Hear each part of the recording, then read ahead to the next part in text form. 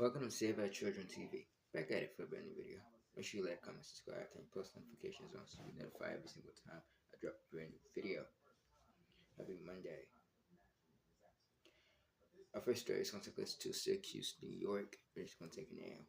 An 11-year-old girl was handcuffed when New York deputies mistake her for auto theft suspect. A sheriff's office in New York said it's changing the policy on detaining children after video of an 11-year-old black girl crying while in handcuffs was shared widely online. The girl was detained in Syracuse in a case of mistaken identity. The Onondaga County Sheriff's Office said she was stopped and handcuffed on Monday because deputies thought she matched the description of a suspect in a car theft and was wearing the exact clothing as the suspect.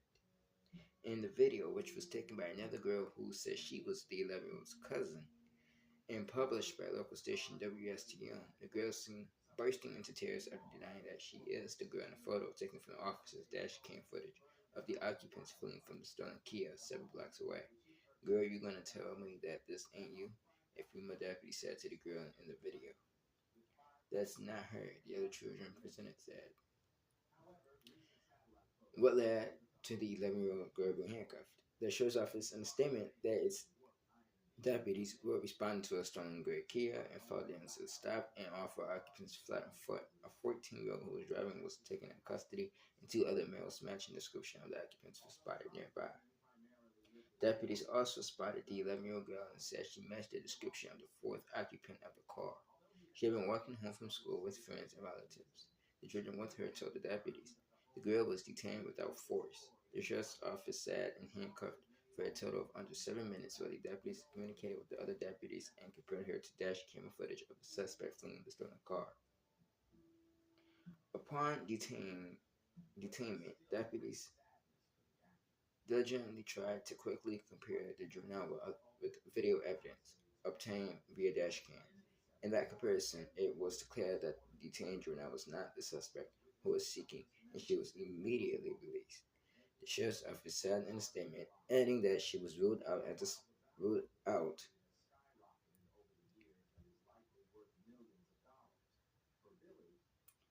including that she was ruled out as a suspect based on the camo pattern of the pants, the grain of the puffy jacket, the length of the hair, and complexion differences.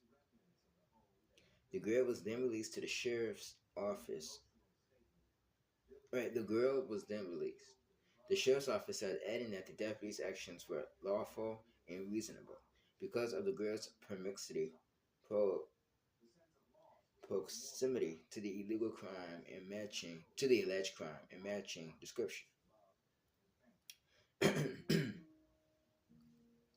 Deputies will now contact parents when kids are stopped.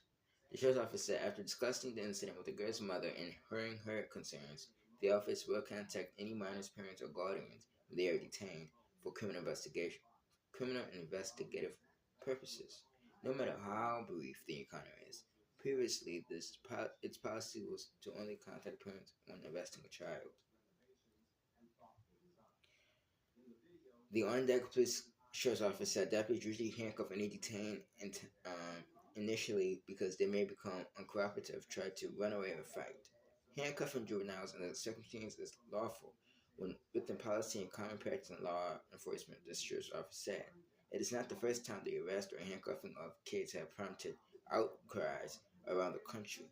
In 2020, video of an 8-year-old's arrest 2 years earlier was released showing an officer at a Florida school attempting to cuff the child, but giving up because he was too small. Later last year, Detroit judge decision to handcuff and threaten a teen girl with incarceration for falling asleep during a field trip to his courtroom led to widespread condemnation. My thing is this: if you're dealing with children and you're detaining a child, ain't any ways you supposed to contact child parent. That's number one. And then number two, I understand, you know what I'm saying? And a lot of these police departments around the world, I know the majority of the policy is to detain a person, but you have to.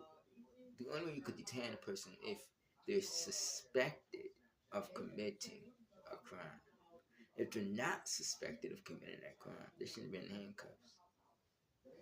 And I think that the body cam or the dash cam that they viewed clearly was in a bad light, because how can you pinpoint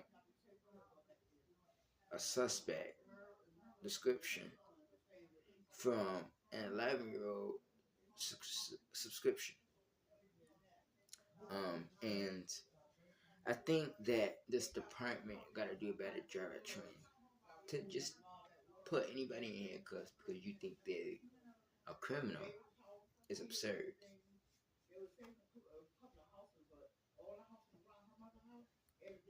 Yes, there's children who use steal vehicles, steal cars, shoplift, commit violent crimes. But, you know, to basically say that this is the suspect, she's on dash cam, you gotta have proof. Because a lot of times, innocent people are the ones that are being handcuffed and taken to jail. And there are so many innocent people today in society that are locked up because they was alleged to commit that crime and then commit it in due time for somebody else's crime. So we gotta do a better job at policing. We're gonna move on to our next story. Jarvis Butt's murder trial is set for March 7th of 2025, and I hope that he's convicted on every single charge. I hope that he's handed the maximum sentence.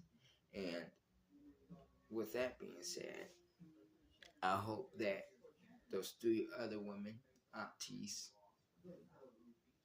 who saw what was going on and then reported, I hope they get locked up and go to trial.